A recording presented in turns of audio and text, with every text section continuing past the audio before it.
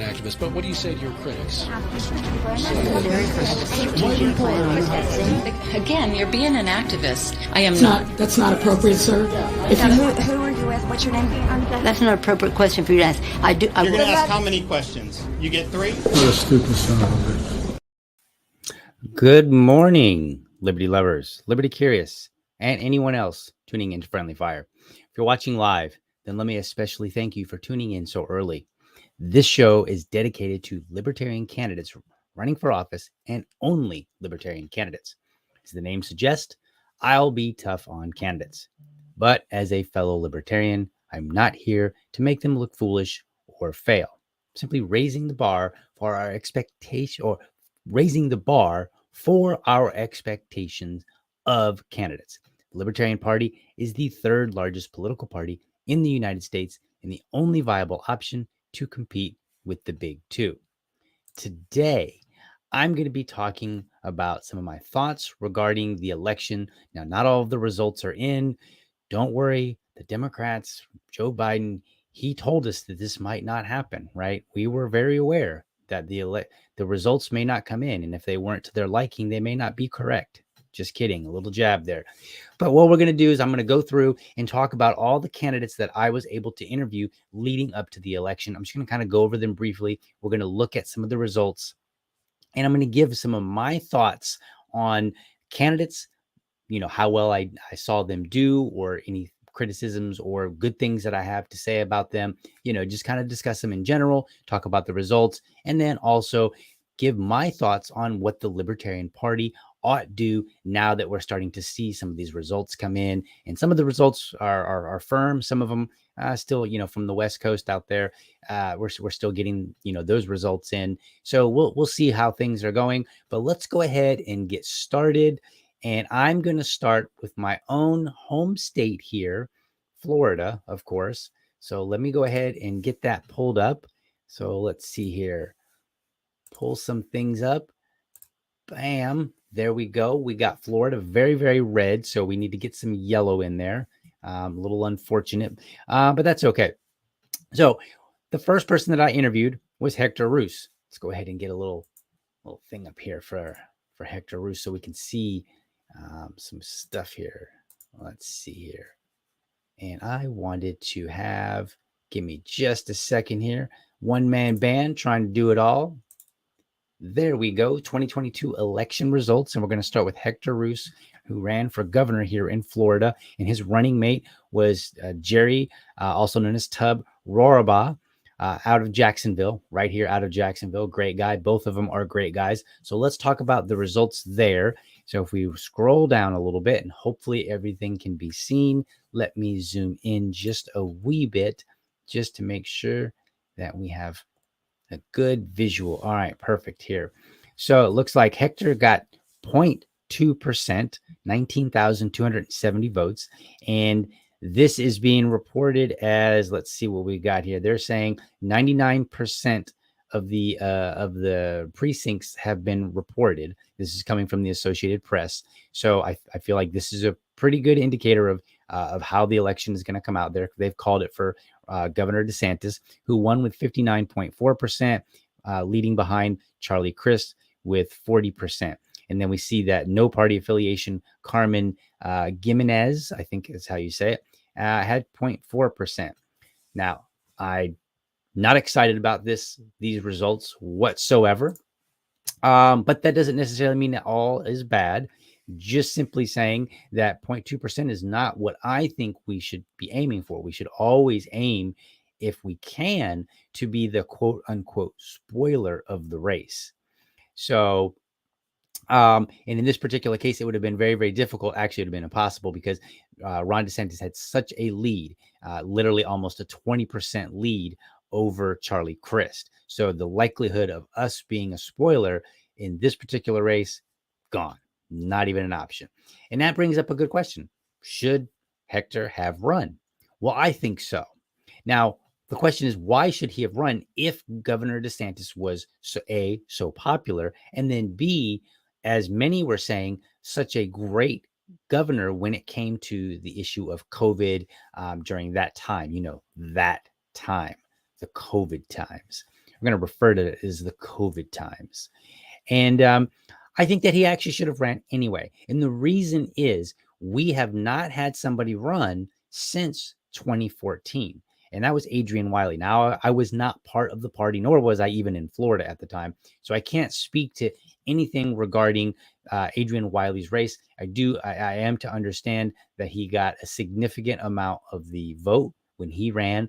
And one of the things that he did was he started his run much, much earlier. And so that would probably be the biggest criticism that I would have, not necessarily for Hector Roos, but for our party, is that we need, if we're going to run a governor or anybody, we need to get them out as early as possible. We need to get them right, figure out who's doing it and say, get out there, get filed, and start getting your signatures, or, raising money to get your ballot access, to get you on the actual ballot. The reason I think that we should still have run Hector is the Libertarian Party needs to get used to, we need to normalize the idea of running candidates.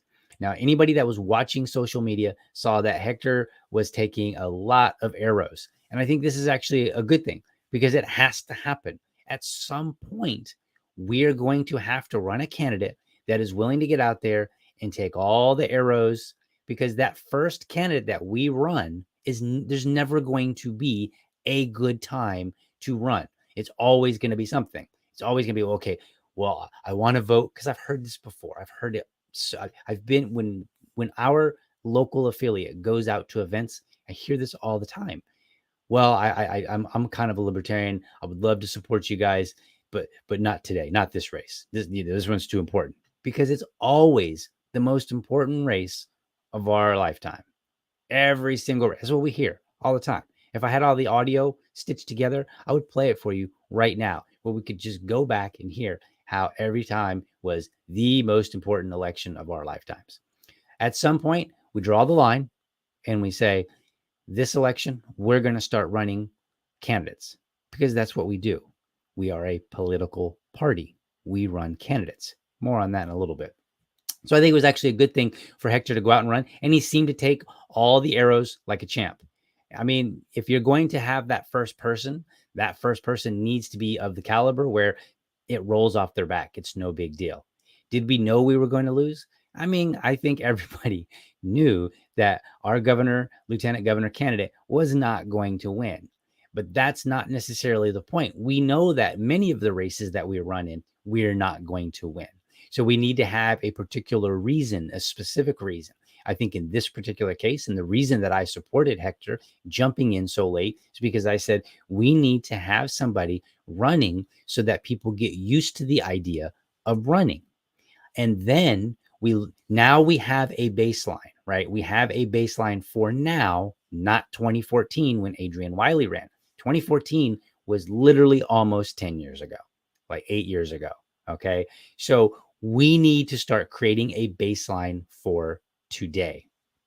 So today, our baseline now is we got 0.2% of the vote, 19,000 votes. Not very exciting whatsoever. Not gonna pull any punches here. In fact, I'm kind of disappointed to see that the no party affiliation actually got twice as many votes, almost twice as many votes. 0.4%. So that, percentage wise, that they got twice as much as we did. So not very exciting at all, but this tells us what we need to do. We can start looking at the campaign and say, all right, number one, next time we want to run a governor, we need to get them out there much, much earlier. Number two, what do we need to do? We need to raise more money because governor races are high profile. And in this particular case, Ron DeSantis, I mean, people really, really did like Ron DeSantis. So that was going to be an uphill battle no matter what. Even if we had been running candidates since 2014, every governor's election cycle, it still would have been an uphill battle. However, I do believe that we would have been able to garner more of the a higher percentage of the vote had we started earlier and had we had campaigns from which to build off of. And those campaigns would simply tell us, this didn't work, this did work. Here's what we learned, and we've got to keep that momentum going, because that momentum will keep us current with how the elections are going, because the elections change, like the vibe changes. We need to keep up with that vibe. So kudos to Hector for actually running. It's very unfortunate that we only got 0.2%. Not very exciting whatsoever. So not pulling any punches on that. But I hope that the LPF is already thinking about who they might want to tap to run for the next governor election and start preparing that person. Let's take a look at the comments here. Let's see. Chase Oliver, we'll get to him in a little bit. Let's see. I was involved in Adrian's campaign. People were sick of Skeleton and Chris. I was not here, so I believe Skeleton would be, I can see his face. I'm drawing a blank on his name, but I can't think of it. He did end up becoming our governor, and I can't remember if Chris ever did or not, but I know that Skeleton is referring to, golly, I'm just drawing a blank on that man's name, but I can see his face because he looks like the white Skeletor. But at any rate, let's move on. If that name pops up, we'll talk about it. Rick Scott, there it is. That's the name, Rick Scott. So yeah, I think we should continue to run our candidates, and I'm glad that we have candidates that were willing to run. And no, I was not expecting him to win, and I do believe that it is absolutely 100% our job to run candidates, no matter what. There's not a single person that we should never ever say this person is so great we can't run against them. We should always run against them. Always run. Let me rephrase that. We should always be willing to run a candidate. That doesn't necessarily mean that we always have a candidate to run. Talk about that in a little bit. So let's move on here. Let's see who's the next person that we're going to talk about. Dennis Misegoy. All right. So let's go ahead and change that information here to U.S. Senate. And then we're going to scroll down here. Now it looks like similar results. Marco Rubio, 57.7% of the vote. Val Demings, almost 20% behind, with 41.3% of the vote. And then Dennis Misegoy jumping in there with 0.4%. The two no party affiliations got 0.4 and 0.2. So I'm going to go ahead and say that our two candidates running, not ours, but the two candidates that were running as no party affiliation got 0.6%. So they got 50% more of the vote than Dennis did. So clearly we've got some work to do here, because again, I think that if we can, we should try to be a spoiler. But I also think that if there are other third parties or no affiliation or what have you, anybody that's not the big two, then we need to outperform them always, because we are literally the third largest political party. And I believe the Green Party is next behind us, and they trail relatively far behind us. And then you start getting into the smaller political parties, which aren't necessarily in all 50 states, and they aren't necessarily as big. And I think that our goal is, number one, to never have somebody who is who is not part of the duopoly outperform us. So we've got some work to do there. I don't know exactly what happened. I will say this. I saw some rumblings on Twitter where people were like, oh, Dennis didn't do so well. I didn't really hear exactly why. So, I don't think that we should criticize our candidates without delivering a why. If you want to talk and say, hey, this candidate should have done better, how? What is it that they didn't do? And we need to be very clear with what they did. We can't just say something like, I believe I saw something about Matt Hackenberg out in Pennsylvania in one of the Facebook groups where somebody was like, he went over here. He drove 5 hours to go to an election party instead of going and shaking hands and talking to people. That is very specific, but I'm not really sure that, this would help on election day. I don't know that standing outside the polls, where that distance that permits you to do that, would actually be effective. So, but we do need to be specific in our criticism so we can evaluate and say, would this have actually helped? Is this something that other candidates have done that has helped them?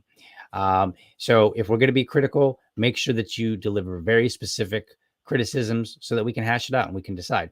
But I will say this, Dennis Misegoy, he ran a podcast, and he would get on there and he would talk. He would talk about I think he did a podcast on one of the debates that he was excluded from, and he had his thoughts on it.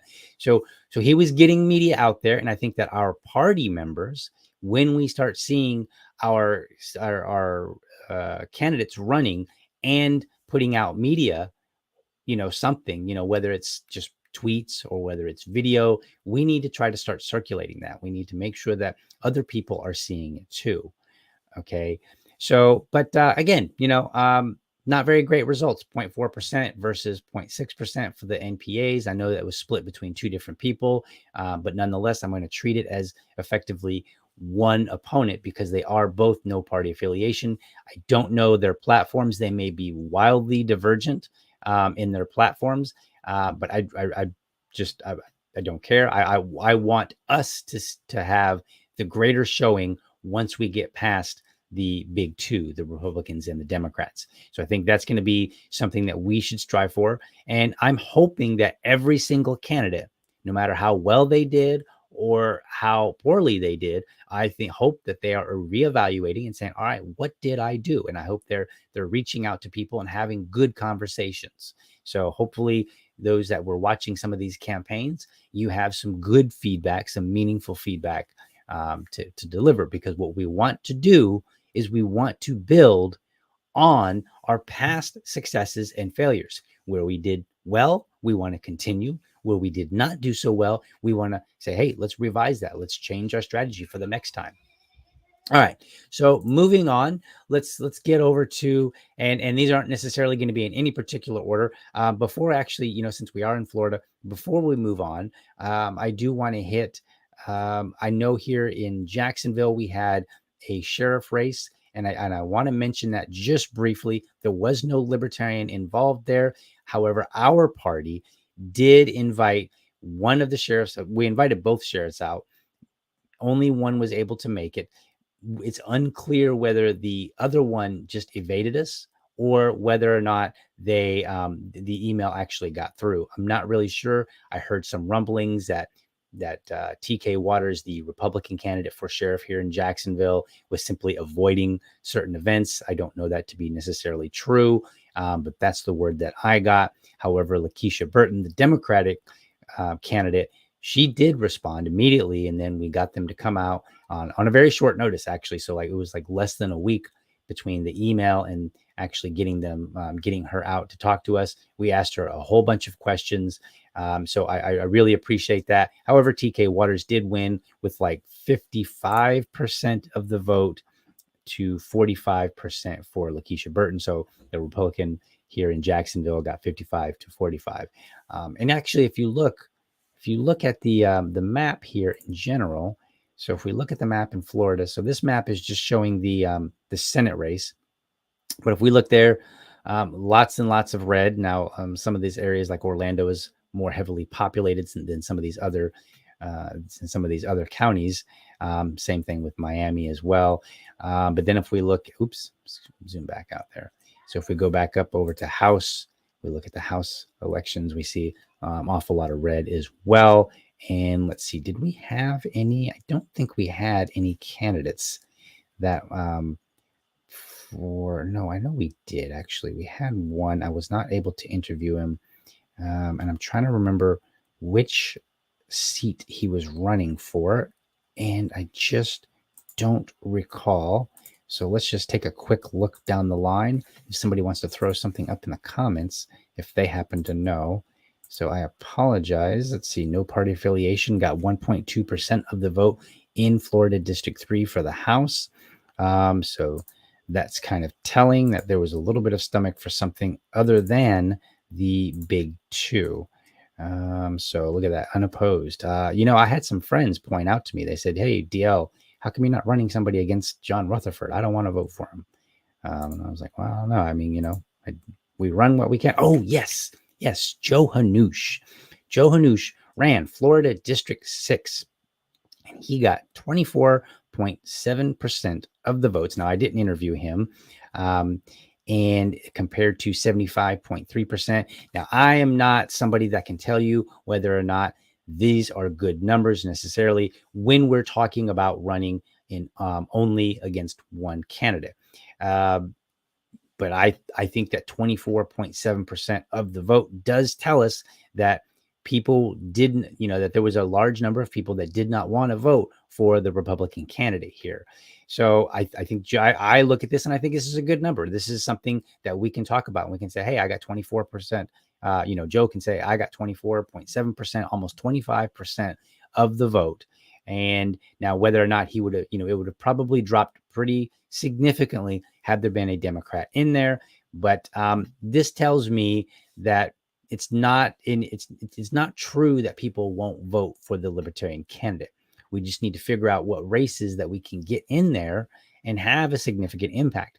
Because from my perspective, if we have more of this, more 25, 75% of the vote in, different districts, then what we're going to start seeing is I think it's going to force the media to have to talk about us. And that's one of the things that we've struggled with. So anyway, let's continue on. I thought there was another person here. So let's see. Nope, not here. Let's see, not there. And if we notice that it looks like in most cases, there's a significant gap between the votes. So I'm not like they said, there was no red wave, which we did not see. Let's see, another no party affiliation. So we got 1.6 collectively here. I know libertarians hate hearing the word collective. 1.5% here for the no party affiliation in District 11. So again, I think this kind of tells us that we need to continue. Oh, Frank Kraft. I knew there was another name. Frank Kraft and I were talking. We were trying to get him on the show. Unfortunately, he was unavailable for an early morning show, and we just simply could not make our schedules work before the election. He did talk and say like he wanted to come on the show and actually cut it up. I think it were his exact words, and say, let's talk. I'm not going to, again, we're not here to make him look bad. We're here to say, like, look, what did you do that was good? What did you do that, wasn't so good? And how can we improve upon this? And we see here that he got 1.8% of the vote, and that's with a Republican and a Democrat, who got 53% for the Republican Party and 45%. So it's just a matter of trying to increase this number from 1.8 to whatever we can get. I think in this particular case, had he gotten, say, 3%, we would have been looking at some phenomenal numbers. It would not have gotten a win. It would not have been, quote unquote, a spoiler, but it would have shown that the Libertarian Party can get significant amount of numbers, right? And I think in this particular case, because let's be honest, the Libertarian Party, we just tend not to get a lot of votes right now. But I think that's a strategy that we can work on. And one of the strategies, I think, is to not necessarily run just more candidates. Like, we're not talking just warm bodies, but we want to see who is willing to run. And then we need to start evaluating ourselves reasonably. We need to start having honest conversations and saying, what did we get? How did we get there? And how can we do better? How can 1.8% here for Florida District 13 become 3%, 4%? 5%. Let's see. Let's put a comment up here when we're talking. Since we're talking about some of these people, some of these folks. Joe Hudus, he's a beast. He's a one-man show, and my camera's in the way there. One-man show, and he was constantly going around his region, knocking on doors. Trailblazer. I agree. I'm not too familiar with Joe Hudus. I haven't been down there. I've actually never met him in person. We've had some interaction online, but my understanding is that he is just constantly beating feet. Just constantly out there, constantly getting, petitioning, constantly out there, getting his name out there. So, for those folks that are in there, make sure you're definitely supporting him, because we want candidates like that. So, again, the question is, how do we get, from 1.8 to 3%, 4%, 5%, so on and so forth. And I think one of the ways that we do that is by supporting our candidates that are running, and then by continually running candidates and seeking out good candidates, good quality candidates that are willing to run. All right, let's move along, because this is taking a long, long time, and it's not really what I meant to do. I don't want to spend too much time. So I'll kind of go a little bit more quickly on folks outside of Florida, just because, give my Florida peeps a little bit more attention here. So next up, we got Eric Gerhardt. So let's find Eric Gerhardt. He was running for U.S. Senate in Pennsylvania. That was a heavily contested race. So let's go ahead and let's see how do we want to get the, there we go. All right, so let's go down to Pennsylvania here. That's the one with Dr. Oz and, that's weird. Fetterman and Oz. Of course, I believe that Fetterman actually won that one. So let's take a look. I went to sleep a little early, folks. So if I seem a little bit unfamiliar with some of these results, that is why. I was very tired. I had a very long day. So let's see here. U.S. Senate. So we're going to go down here. So John Fetterman wins with 93% reporting. That was kind of weird because he, had those failures in the debates and in media in general.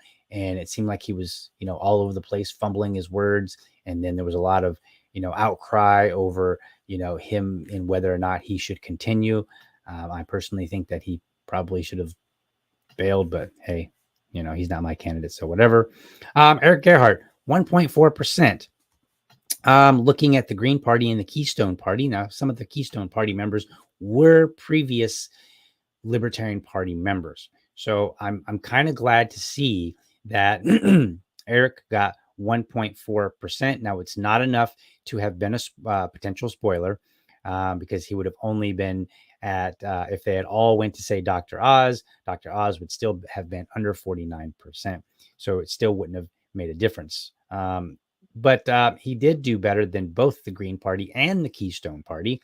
Remember, the Keystone Party does include members from the Libertarian Party who left after the quote unquote Reno reset back in May. So at 1.1% collectively between the Green Party and the Keystone, Eric Gerhardt polls at 1.4. So I think that was really good because Eric was part of that, the so-called Mises Caucus. And I believe that some members left over the Mises Caucus takeover of the party. And some of them did go to the Keystone. I imagine that some might have also went to the Green Party as well, which means there would be fewer libertarians voting for Eric. And so I think the fact that he was able to outdo both of these parties, despite that, and in a heavily contested race, that's pretty decent in my opinion. We could make the argument that because of John Fetterman's disability, or whatever you want to call it, his inability to coherently put together a sentence, which I have to be very, very careful because it is 8 o'clock in the morning and I may fumble my own words too. However, I'm going to blame it on the lack of coffee. But some might argue and say, hey, because of that, Eric should have been in a position to grab more votes from Democratic voters. That's something for the people in Pennsylvania to really, somebody who's in Pennsylvania that keeps a tab on this and knows the vibe in Pennsylvania. That's not something that I can really speak about. But I think that 1.4 is not too terrible considering the loss of party members over there in Pennsylvania. Definitely want to get that higher. So again, I think that our goal needs to be running in the 2 and 3% range, 2 and 3% range, bare minimum. All right, so let's move on. Who do we got next? We've got Ben Weir, Sheriff, Merrimack County. Let's see. I don't think I have this queued up, but let's see if I can find the results really, really quickly. Sheriff, Merrimack County. That was out of New Hampshire. The New Hampshire folk were just, we're just running it this year. Let's see, with several candidates. Let's see if we can't find those results. Let's see here. And I'm not seeing immediate results. That's crazy. Unfortunately, the Google that I'm using, let's see if we can find it on Ballotpedia. I apologize for not being a little bit more prepared this morning. Let's see here.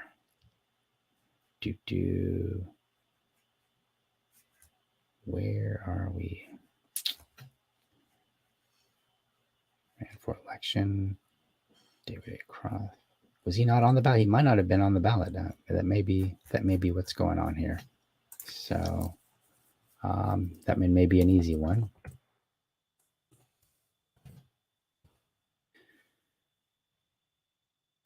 I cannot seem to find it. So I don't know what the status is, but he did come on the show.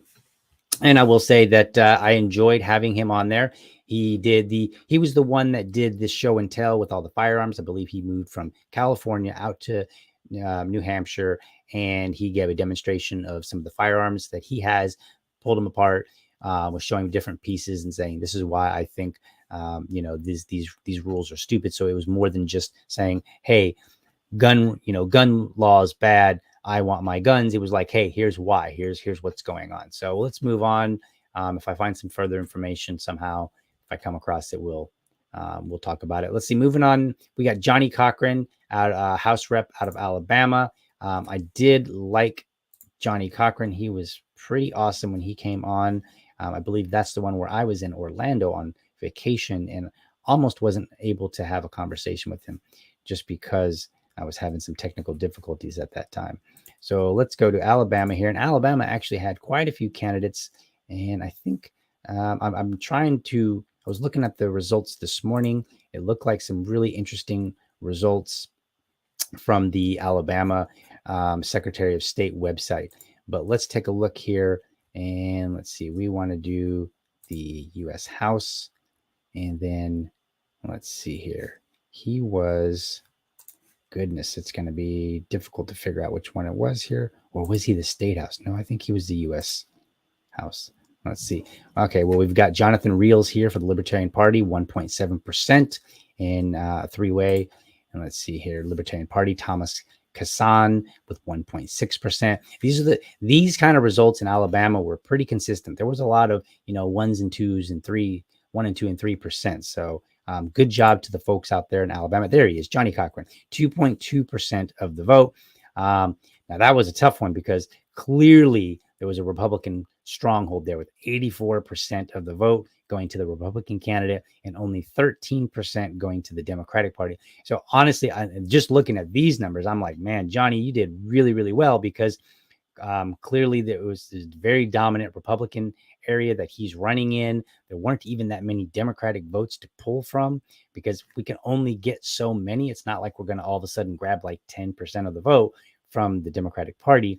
And I imagine that, I don't know what the numbers are, but I imagine that with that kind of a stronghold, non-Republicans probably just sat that one out. There's probably quite a few people that sat that one out. So I think that just looking at this 2.2%, Johnny Cochran, you did very, very well.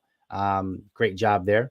Let's, while we're looking at Alabama, let's try to keep the Alabama boys all together.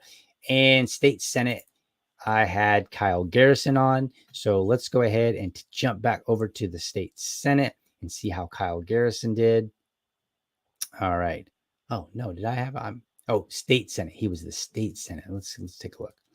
Let's see. Do we have those? All right. So I don't think I'm going to be able to pull that information up quickly, but I'm going to find it. Because I know that, let's see, State Senate. Let's see here. I've got a bunch of different information and it's hard to find all of this information and put it all together. So let's see here. But there were quite a few candidates running. So that was pretty awesome. So let's see if we can't dig up Kyle Garrison's results because we do want to check those out. I had Kyle on. He's the one that had the photo of him with the cigar in the, I'm not sure it was a tank exactly, but it was pretty awesome. So Kyle Garrison, State Senate, Alabama. And let's see here. Let's see if Ballotpedia will quickly give us the results of that one. So let's see, general election 2022. So he got 13% of the vote against the, I don't know if he was the incumbent or not, but Larry Stutz, who was running as a Republican. There was no Democratic candidate. So 87% to 13%, not quite as solid as that 25% that we saw earlier with Joe Hanoush. So we're going to have to, figure out, okay, what do we do? How do we get these numbers up? And let's see here. I can put those numbers on the screen here. Now we'll put them on the screen. We'll just talk about it real quick. So then let's see, who else do we have for Alabama. We've got Charlie Wyckoff, who was running for Mobile County, Alabama sheriff. And I actually do have that information right at my fingertips here. Where did you go? I had you just a moment ago. Let's see here. Mobile County Sheriff. So it looks like he was, there was a write-in, and then there was a Republican and a Democrat.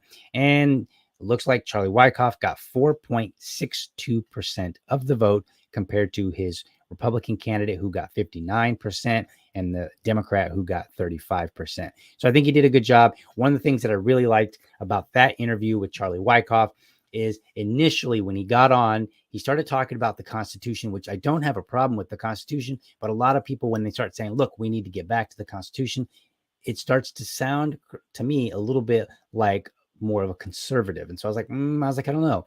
There's all these rumors about this conservative influx, right? Like all these so-called GOP plants or what have you into the Libertarian Party. And so I was like, man, I don't know.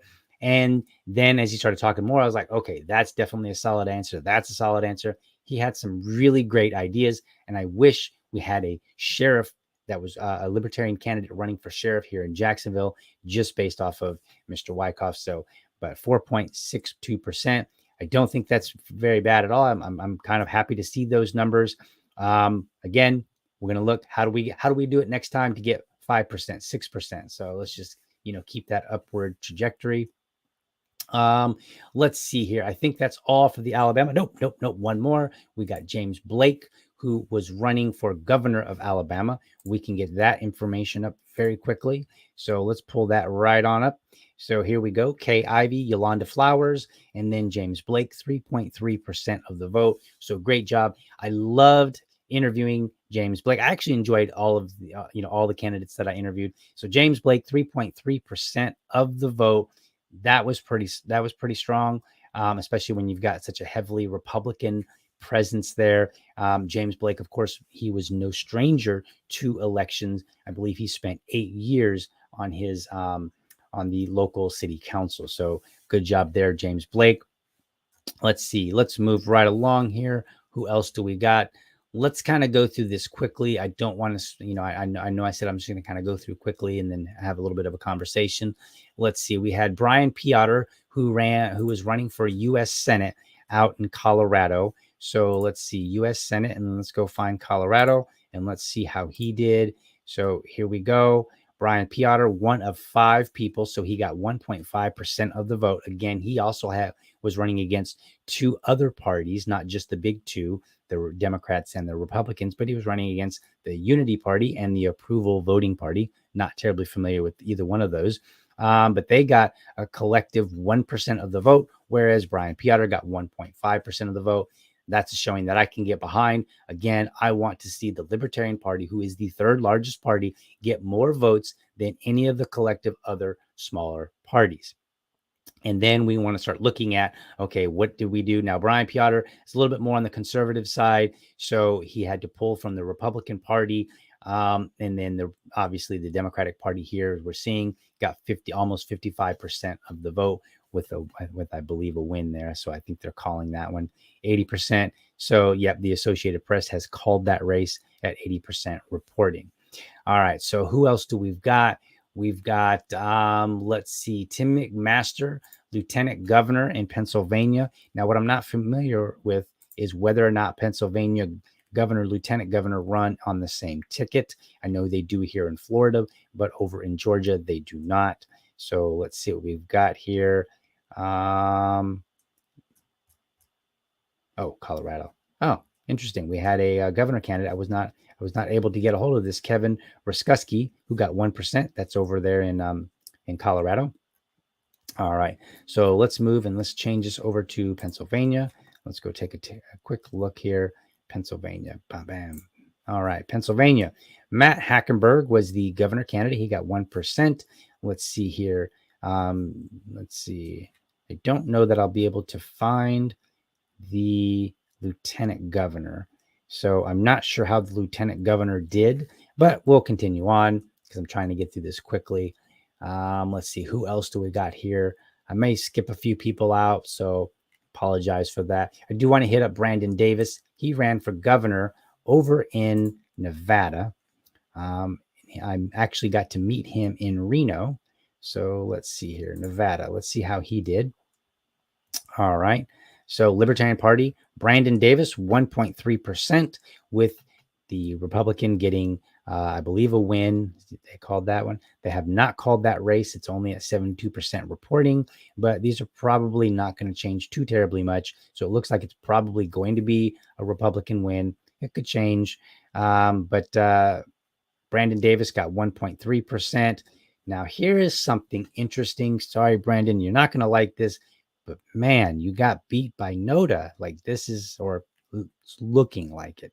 So we're going to have to figure out how to do that, because 1.4% of the people in Nevada said that they would rather have, that they don't want any of these candidates. So none of these candidates, and I assume that none of these candidates is actually the equivalent of Noda and not somebody's name that was written in. I'm not entirely certain how that works. So I'm gonna take this as a Noda vote. Let's see, we got a comment here. Make sure I'm keeping up with my comments. All right. Yep. We're going to get to Chase and the Georgia folk here in just a minute. So yeah, 1.3%. And then remember, I'm collectively saying, all right, anybody that's not part of the big two, I want to see a better showing for the Libertarian candidate. So we've got 1.4 plus 0.9%. So that puts us at 2.3%. So 2.3% of the vote went to other candidates or non-candidates in this particular case, and not the Libertarian Party, who only got 1.3. So that's a bit of a problem for me. I'm going to look at it. Again, I'm not disparaging our candidates. These are numbers that we've got to have. We need to start continually running candidates, and then we need to figure out, okay, how do we do better? How do we do better the next time around? All right, so gonna have to bump those numbers up, right? The meme or whatnot. All right, so let's see here. I think that's everybody. Let's talk about. I'm gonna leave that one for a little bit later. So let's go ahead and discuss. Where are we here? I want to click this off here. Brandon Davis. Bam. Okay, so just go back to 2022 election results, and let's go to Georgia. Let's take a peek at what's going on over there. Now in Georgia, the governor, lieutenant governor do not run together. So they are separate elections. And let's see, Shane Hazel, not so good. Now, I'm actually kind of surprised by this. Shane Hazel, running for the Libertarian Party as the governor candidate, got 0.7% of the vote compared to 53 and 45%. So almost a 10 percentage point difference between the Republican and the Democrat, Brian Kemp and Stacey Abrams. I actually enjoyed Shane's, I enjoyed him on the debate stage, his performance. I think he did well. I think he had some really good comments. It got a little bit rough there, but I didn't think it was going to be a problem. And maybe that's what maybe it was. I don't really know. And I know that previously Shane had been a spoiler in a race. So, I'm not really sure what to make of this, but clearly we've got some work to do. Now, comparing that to the Senate was interesting, because we got Chase Oliver, who got 2.1% of the vote, and it looks like he is going to be forcing the runoff. Let's see here. 98% reporting. Associated Press has not called this race because clearly we got to have a runoff. And in this particular case, if that 2.1% had went to Herschel Walker, it would have actually put him at 50.6%, which I believe would give him the win. So clearly he was a spoiler in this race. He should be proud of himself. We should always seek to spoil the race when it's close. Otherwise, we should start looking to try to aim for somewhere between 2 and 5%. I think that may vary a little bit based on the stronghold. If it's a heavy stronghold of one party, where that party is getting 70, 80% of the vote, then, maybe a little bit on the lower end. But when it's more mixed up, then I'm going to say we should be aiming for on the higher end, 4, 5, 6%, whatever we can work out. So, but I think Chase Oliver, I think all of the guys did very well, all three of them. So you had Chase Oliver, who was running for U.S. Senate. Then you had Shane Hazel, who was running for governor, and you had Ryan Graham, who was running for lieutenant governor. And you can go back and look at a previous podcast where I did a review of their debates. They were all on the debate stage, and I think they all did well. And there's definitely something to learn for every one of them. So I gave my thoughts there. you can go and check that out. I recommend that, youtube.libertydad.com. Go check that out, and you can go look up the video that I did talking about it. I even have clips and say, here's where I think they did well. But since we're on the matter of Chase, I want to point out something. Chase actually, and this is just as an issue of party, I think he did very, very well when it came to being a candidate. I think he might have gotten a little bit more support from the Libertarian Party had he not been taking swipes at the National Party. I intervened a few times and said, look, dude, go and run your race. Like, stop doing this. So word to the wise, word to the candidates, stop fighting. You don't have time. I know everybody likes to say, well, I can do both. No, you can't. You don't have time to do anything but run your race. So knock it off and go run your race. I think Chase could have gotten a little bit more support had he not gotten involved in some of the party infighting. I think he delivered very well when the moment that he got on Kennedy, the moment that he got on the debate stage. I think he did very, very well in delivering and communicating the ideas of liberty and the Libertarian Party. I think he gave some great answers. I was really excited long before we had the Mark Victor debacle about, should I back a candidate or whatever. He was asked that on the debate stage, and he said, look, I'm not here to tell you who to vote for. I'm here to give you another option. Basically, I'm here to break up the duopoly. So I think he needs to focus on that. If he's going to be running again, I hope he does. I think he was a great candidate, and I look forward to, a future Chase Oliver causing a runoff again, or, really getting those numbers up to, up in the 5 and 6 range. So candidates, be sure, be wise. Don't fight people. That's just, you don't have time for that. I don't care what you think. You think you do, you don't. And then not only that, the community of the liberty community is full of podcasters, right? Like, this is your media. So I saw some other candidates that were fighting podcasters, and I'm like, look, I know podcast bros, there's that little stigma, like, okay, you guys, people like me, you've got really small viewership. But then there's others who have a very large audience. You need to tap into that, because if you can't get on Kennedy, if you can't get on the debate stage, this is a way to get your name out there and potentially get money and to potentially get votes, right? So, play nice as much as you can with the podcast bros, because these guys, we're out here trying to grow our audience, trying to, have that voice, and you want to tap into it, because I'm gonna tell you right now, probably a lot easier for you to get on a podcast bros show than it is Joe Rogan or CNN. So take what you can get, because we want to get these numbers from 2.1% to 4%, 5%, 6%. All right, done with that. Chase did great, but no buts. Just Chase did great. Continue your good work as a candidate, Chase. I want to see some more of that. Let's see. Let me check the comments here if I need to address anything. Let's see here. Absolutely. Chase Oliver, Libertarian, should be proud. 80,895 votes is awesome. It absolutely is that Libertarian lazy. Good Lord. I had a Fetterman moment. Libertarian lady, not lazy. I promise that was my Fetterman moment. I need more coffee. I'm surprised of Shane Hazel. I am too. That's really unfortunate. But again, I want to encourage all of those guys to continue running in the future. All right. So let's see. Last but not least, let's address this. I want to address one more thing, because this kind of was a big deal. I want to address the Mark Victor thing. So let's talk about that real quick. So let's go over to Arizona. Go back up here. Arizona, we're going to take a look. And we got Mark Victor running in at 2.2%. So let's see what they got. They got 63% reporting. So things could change dramatically. So let's not, I don't want to be too strong about my opinions here, but I do want to say something because I think it's important. All right. So we had Mark Victor. And I did actually have him on the show, and I was initially critical of him when he, right after his debate. So if you remember, Mark Victor had that debate. He said something about age of consent, and then all hell broke loose in the liberty community, only in the liberty community, as far as I could tell. I initially was one of those people where hell broke loose, and I said, oh, this is unacceptable. This dude needs to step down. And then somebody came at me and one of my friends, and they said, hey, man, he gave a response to that and you're wrong. You need to listen to this. Not interested in having a debate about it. And I was like, whoa, those are pretty strong words from somebody who usually engages with me. So I went and I watched the video, and I went into the video thinking it's just going to be another one of those libertarian lunatics that wants to talk about something weird in a weird way that's going to make us sound crazy. So I did not go into it with an attitude of open-mindedness. And what he said really surprised me.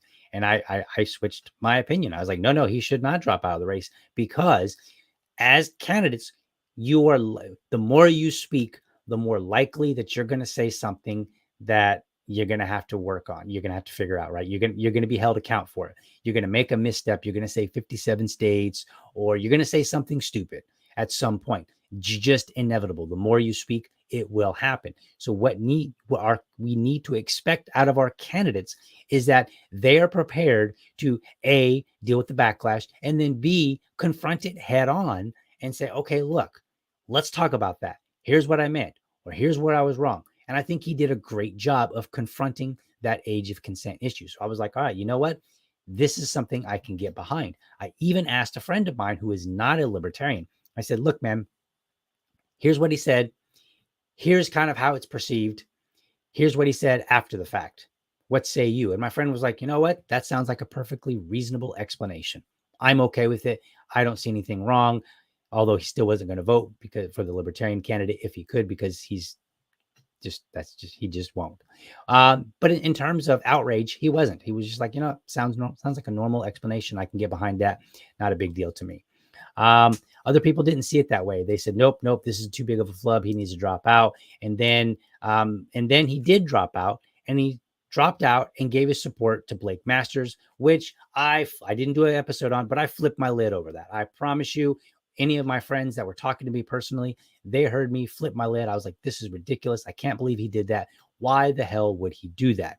And so far, it's looking like this was a bad idea. So Mark Kelly currently is in the lead, 51.9%, versus Blake Masters, who has 45.9%. And then Mark Victor, who actually bowed out of the race, but he did it a week prior to the election, which means that his name would still be on the ballot because there was no time to change that.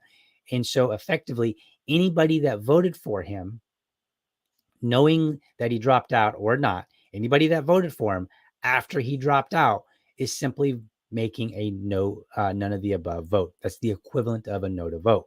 And I actually would, and I hope that people did continue to vote for him for none of the above, because I believe that Mark Victor was a solid libertarian candidate up until the point that he bailed on us. But he was a solid libertarian candidate with solid answers, and he should have remained in that race and hopefully maybe even gotten, 3, 4, 5%. I mean, there was a point where he was polling at roughly 6%. So there was absolutely no good reason for him to bail. And as we can see here, it's starting to look like the idea of him leaving the race, exiting the race, and then putting his support behind Blake Masters was a dumb move.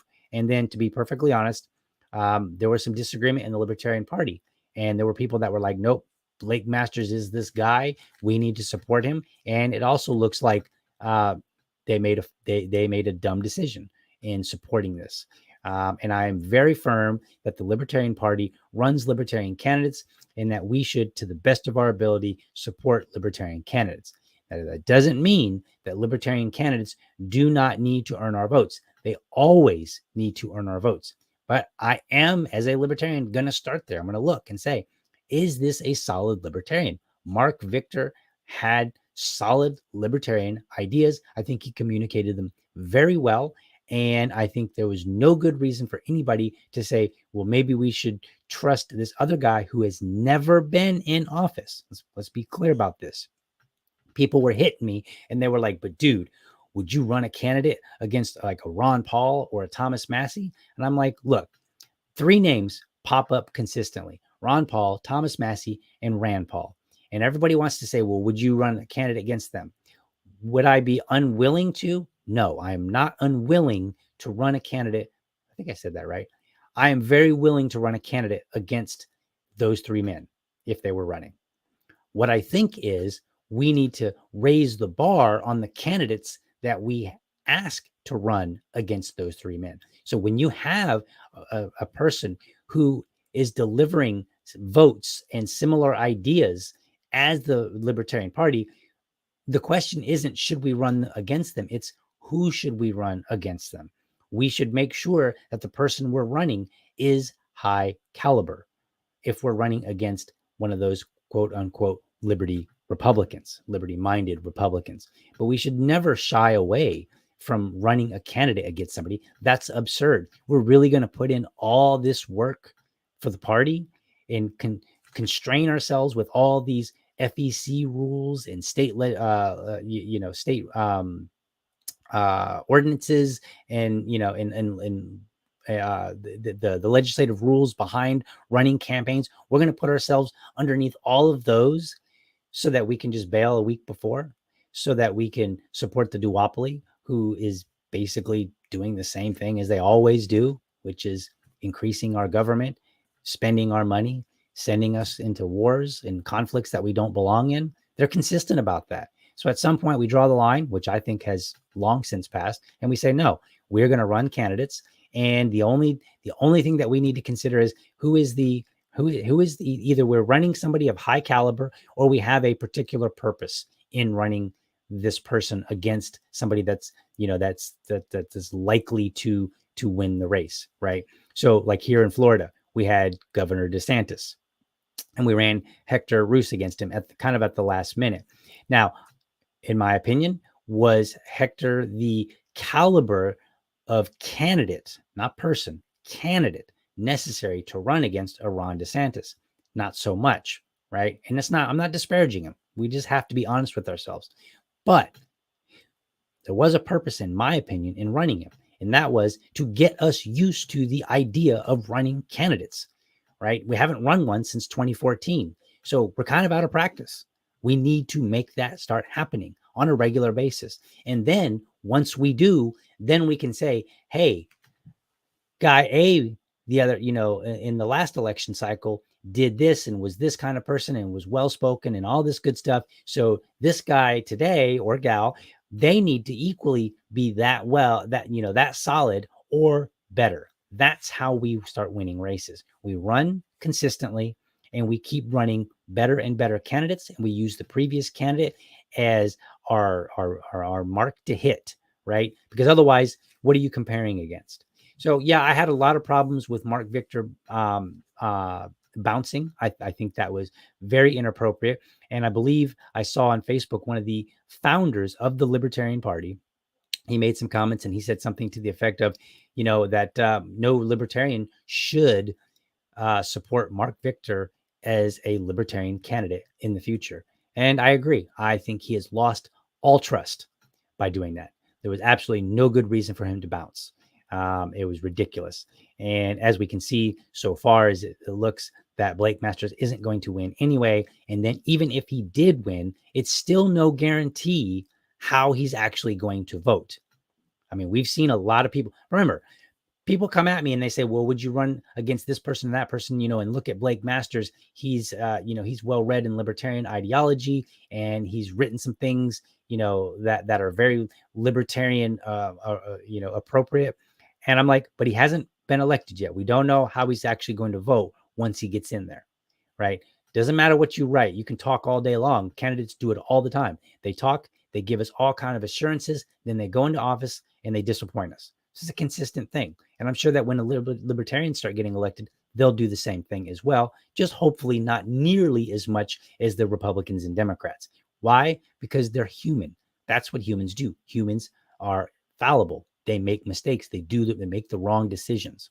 So I think, I'm sorry, I'm getting on a tirade here.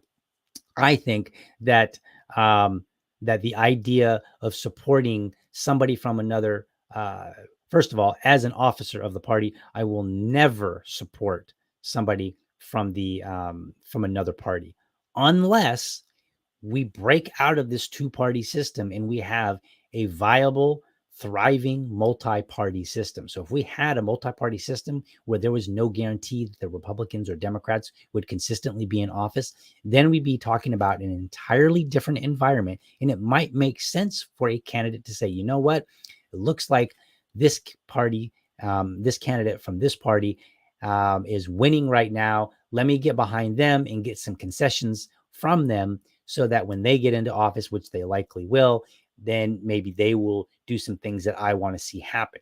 That would make sense in a thriving multi-party system. We do not have that. We have a dominant two-party system, and libertarians will tell everybody every day, all day, that there's no difference between the Republicans and Democrats.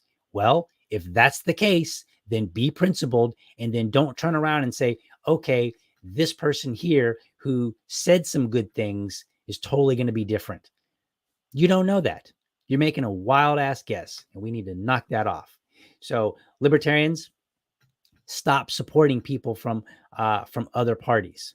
Like, I mean, you can. I mean, everybody can do whatever they want. As an officer, I won't be doing that anytime soon. If we break out of this dominant two-party system, then I might reconsider. But for right now, I'm simply not going to do it. I encourage anybody who is not an officer to also not do it as well, because I think we've been burned way too many times. There is no reason right now to trust somebody who has no record whatsoever to trust. Now, when somebody does have a record, like let's say we want to run a candidate against a Thomas Massey or somebody like Ron Paul who has a voting record that we can enjoy, that becomes a different conversation for the people who are not officers, right? And that becomes I think it becomes a more legitimate debate. But again, same three names out of how many senators and representatives that we've had over the years, over the decades? Three names out of what? Thousands? Come on. The odds are against us. Knock it off. All right. So that's what I've got for today. I hope you enjoyed it. I went a bit long, hour and 6 minutes, kind of ranting and raving. I want to say thank you very much to all the candidates that were running. I know I didn't get to all of you either in this episode, which I obviously wasn't going to be able to. I also wasn't able to get to as many interviews as I would have liked because I started very late. I kind of was a latecomer into this in terms of saying I'm going to start interviewing libertarian candidates. But now this show is up and running, so I'm going to be continuing it. And you might be asking yourself, well, DL, now that the election is over and we're going to have a bit of a slowdown with candidates, what are you going to do? Well, I'm going to do exactly what I've been doing, which is continue interviewing and talking to candidates. And I want to start talking to people that maybe have experience, bring them on the show and say, all right, what did you do? When did you do it? How did you do it? Let's talk about this. Let's talk about how you did compared to how this other person did, right? I'm also going to start ramping up on the bill reviews because candidates vote on bills. So we need to start talking about some of these bills. And we need to start saying, like, here's America. Here's what's in this bill. The maybe shorter ones. Clearly not going to read an 1,000-page bill just so I can talk about it on a podcast. Like, good Lord, that would be dry and boring. But I'm going to start doing these kind of things. We're going to continue on this show talking about things that are going to be related to the representatives that we have in office and the people that we have running. I'm going to try to get on as many people as I can who are running. I know there are elections that are still going to be occurring even after yesterday. So I know in Jacksonville here, we've got 3 city council candidates. Their election will be up in March. So I'll be getting them on the show and we're going to be talking to them. If I can, I'll host some debates between them and maybe their competitors if possible. But this show will continue to be dedicated to candidates and things related to candidates, which will include bill reviews. So, I hope you guys can get behind that. I hope we start getting behind our candidates, and I hope we start seeing, some really strong momentum because I think it's there. I think when I just scan over the numbers, I think what I'm seeing just in general, nothing too elaborate in my evaluation. I think what we're seeing is a hunger for a third party. So there is a third party. We are the largest third party. I don't care what anybody says. I know some people have been like, oh, this other party is coming up and they're now the third largest. They're not. The Libertarian Party is still, they remain the third largest political party in the United States. And that's even when we include our ballot access issues. Like I think in Ohio, they don't have ballot access right now. We are still the largest, we are still the third largest party. So we need to act like it. And part of that means holding our candidates accountable, holding ourselves accountable, and doing what we can to promote good quality candidates who will run good quality campaigns. So you're absolutely right. I'm going to get this right. That libertarian lady, we can only go up from here. So let's go up. All right. Thank you for watching. I hope you enjoyed this episode. I have no idea what's in store for tomorrow, but I'll figure it out between now and then. Maybe I'll talk some more. Maybe I'll bring somebody on. I don't know. But that's all for right now. You can find other episodes at libertydad.com and archived video episodes at youtube.libertydad.com. You can go back and look at some of my past interviews with people, or you can look at some of the other things that I have done, which are not necessarily related to candidates. And I've got some good things coming up in the future here. So look forward to that. You can also email me at libertydadpodcast@gmail.com. Would totally love to hear from you. And remember, if you're a champion of liberty, your business is people and your product is liberty. I want you to have a great week and a great day. Catch you next time. And I